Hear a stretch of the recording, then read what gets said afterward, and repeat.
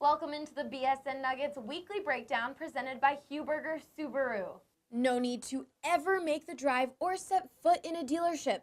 Huberger Subaru can do the entire deal remotely and bring your new car anywhere in Colorado as a courtesy.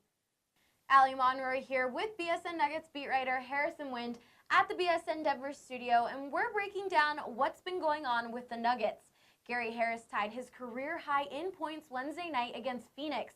Do you think fans should be surprised by his development, or is this a long time coming? Yes and no, Allie. This is a guy who came into the league. He had a terrible rookie season, was one of the worst three-point shooters in the league that season, but he's just improved in every facet of his game over the past now 3 seasons, entering into his 4th, shooting, playmaking, defense. And Michael Malone, talking to him at practice, he really credits the work Harris put in the offseason to really put together a year like this. He's averaging 18 points per game in the month of December. A lot of that came without Nikola Jokic in the lineup, obviously without Paul Millsap in the lineup. He was the guy who really picked up the slack, so it's been awesome watching him develop. But if you talk to the guys behind the scenes, a lot of them aren't that surprised at what he's been able to do this year. You've talked a lot about Malone's 7-man rotation, and after the game against the 76ers, the guys looked exhausted. Malone decided to expand all the way to 10 against the Suns.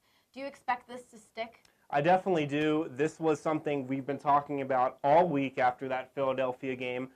They've been rolling with 7 or 8 guys, and while they've been winning games, while they've been playing really great defense, it just wasn't going to be a formula that they were going to be able to carry out throughout the rest of the season. I mean, we've still got 3 months left.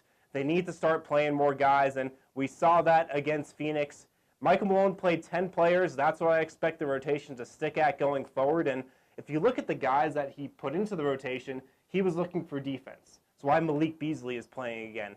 That's why we'll probably see Torrey Craig's minutes climb over the next week. A guy I don't think a lot of people expected to see was Kenneth Faried, but he played well in the minutes he played.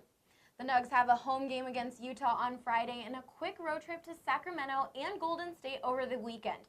What are you watching for over this stretch of games?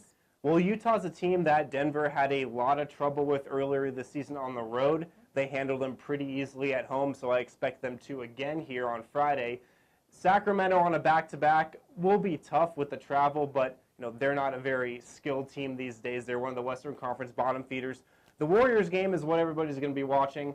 Denver's actually played Golden State really well over the past couple of years. They're 2-3 against them over their past 5 games. Definitely better than a lot of other teams out there, so that's the one I'll be watching for.